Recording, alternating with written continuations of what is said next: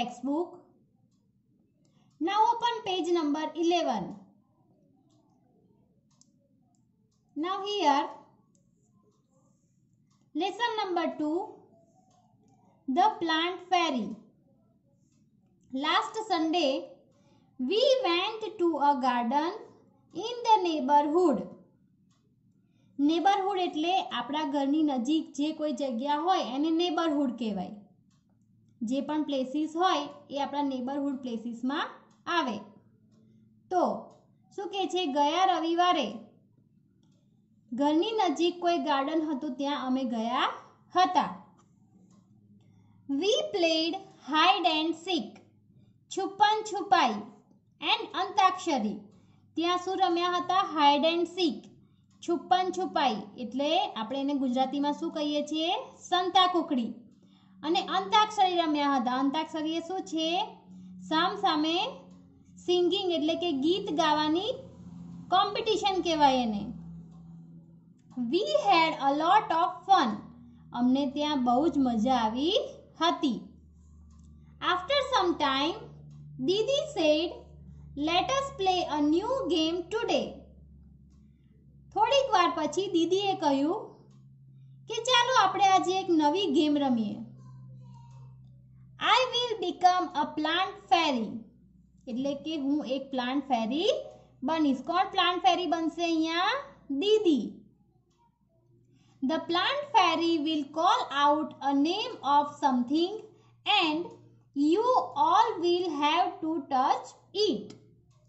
એટલે દીદીએ બીજું શું કહ્યું કે દીદી પ્લાન્ટ ફેરી બનશે અને પ્લાન્ટ ફેરી જે પણ કહેશે, જે વસ્તુનું નામ કહેશે એ વસ્તુને બધાએ જઈને ટચ કરવી પડશે. The game began. Game start થઈ. Didi said, the plant fairy asks you to touch a plant. દીદીએ કહ્યું કે પ્લાન્ટ ફેરી તમને એવું કહે છે કે તમે એક પ્લાન્ટને ટચ કરો. At once, all the children ran towards the plants. પછી બધા જ બાળકો પ્લાન્ટ્સ તરફ દોડ્યા. કેમ દોડ્યા? એને ટચ કરવા માટે. Because the plant fairy said to touch the plant. So all the children ran towards the plants. Have you seen plants? તમે plants જોયા છે? Yes, you all have seen plants. તમે બધાએ plants જોયા જ છે. Now see, here down a picture is given. In this picture, Didi is sitting in the center. Then 4 children are touching the plants. Here it is written, Ammu held the marigold plant. Means the girl named Ammu, she held the marigold plant. She went to touch marigold plant. Sabnam sat touching a jasmine plant. Sabnam went near the jasmine plant and she touched it. Then Dayaram caught hold of a neem tree and stood there.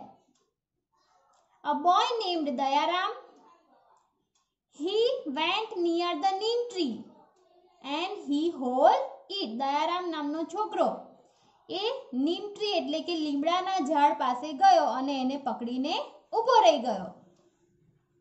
Michael touched a mehndi bush. માઇકલે શું touch કર્યું? મહેંદીનો છોડ. જો અહીંયા મહેંદીનો છોડ બતાવ્યો છે આપણને, એટલે મહેંદીનો પ્લાન્ટ એણે ટચ કર્યો. Now here it is written, children can be asked by what name? Games like Chupan Chupai, Antakshari are called in their regions. Means તમે બધા અલગ અલગ જગ્યાએથી આવો છો અને બધાના ઘરે કદાચ ગેમ્સને કોઈ એક જ ગેમ હોય એને અલગ અલગ નામથી ઓળખવામાં આવે. હાઇડ એન્ડ સીક એને છુપન છુપાઈ પણ કહેવાય, સંતા કુકડી પણ કહેવાય, કોઈક લુકા છુપી પણ કહે. ઓકે, તો બધા તેને અલગ અલગ નામથી ઓળખતા હશે. સો everywhere one name is known as different names. Now turn the page.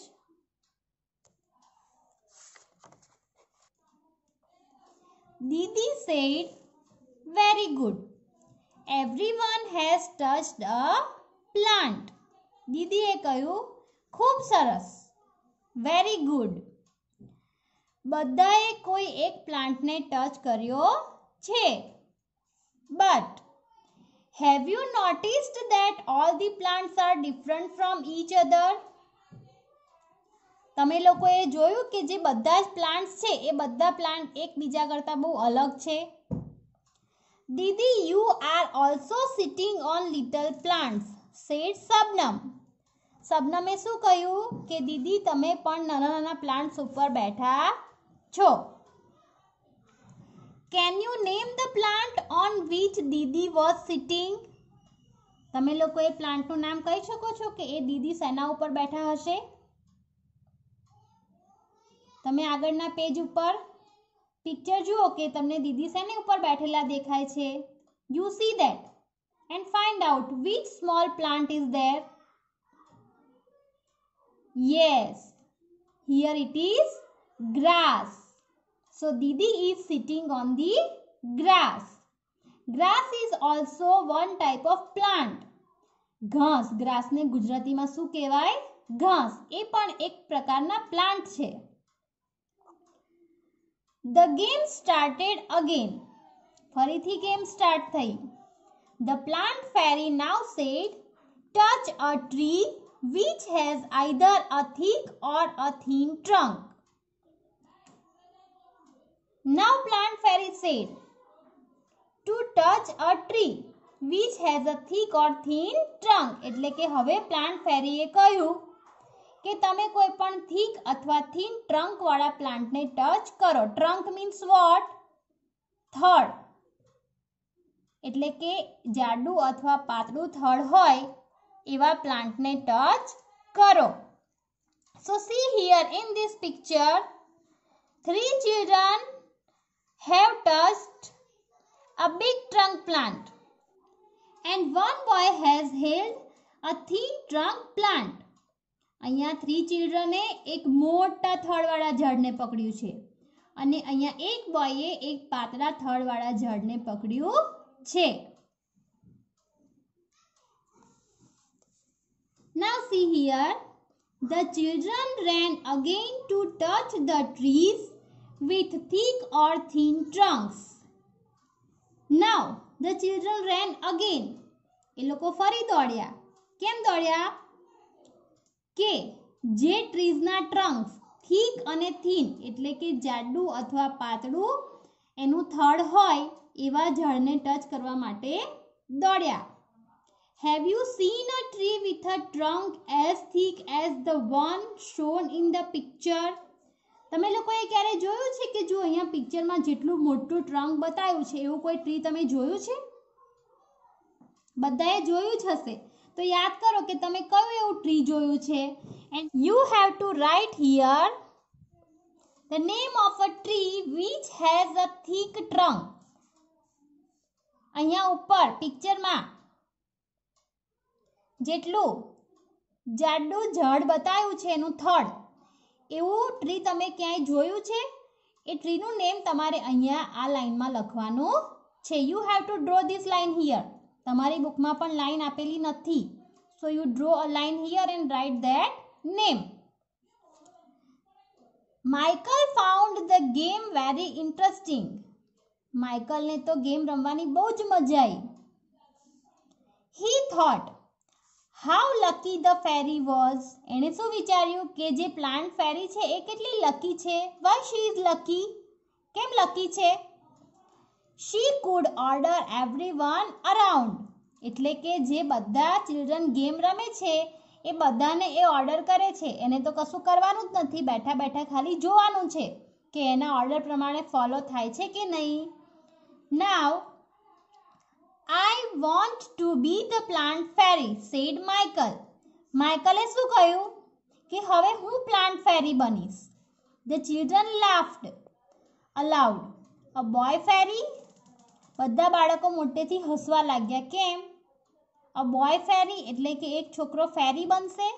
ક્યારે તમે બોય ફેરી એવું સાંભળ્યું છે? No, you have never heard and never seen. They were now ready to take orders from the new plant fairy. Now who has become a plant fairy? Michael has become a plant fairy. So all the children are ready to take orders from Michael. હવે Michael બધાને order આપશે એમ બધા game રમશે. Michael said, "Get me some leaves quickly." Quickly means fast, જલ્દીથી. માઇકલે શું કહ્યું? મને જલ્દી જલ્દી થોડાક leaves આપો. But remember, you are not to pluck the leaves from the plants, said Didi. દીદીએ શું કહ્યું? પણ એક વાત યાદ રાખો કે કોઈએ પ્લાન્ટ્સના ઉપરથી લીવ્સને તોડવાના નથી. The children ran to collect the leaves which were lying on the ground. Plants ઉપરથી તોડવાના નહીં તો ક્યાંથી લેવાના? તો નીચે જે પાંદડા ખરીને પડ્યા હોય એ કલેક્ટ કરવાના. એટલે બધા ચિલ્ડ્રન ફટાફટ જે નીચે પાંદડા પડ્યા હોય એને લેવા માટે દોડ્યા. See here, think and write. Write the names of leaves which you have seen. તમે જે પણ લીવ્સ જોયા હોય એવા 4 લીવ્સના નેમ્સ તમારે અહીંયા લખવાના છે. You have to write the names of leaves here. Okay. For example, mango leaves, neem leaves, rose leaves and banyan leaves. Here I have given you some example. But you have to write the names of leaves which you have seen. મેં કહ્યું એ તમારે નથી લખવાનું પણ તમે જે જોયા હોય એ લીવ્સના નેમ્સ તમારે આમાં લખવાના છે. This is your homework to write. Okay. And another thing, you have to collect some leaves. તમારે કેટલાક leaves collect કરવાના છે and stick it in your environment notebook. એન્વાયરમેન્ટની નોટબુકમાં તમારે સ્ટીક કરવાના છે અને એની નીચે નેમ લખવાનું છે. ફોર એક્ઝામ્પલ તમે નીમ લીવ લાયા તો નીમ લીફ તમારે ચોંટાડવાનું અને એની નીચે લખવાનું neem leaf. So like this you have to do.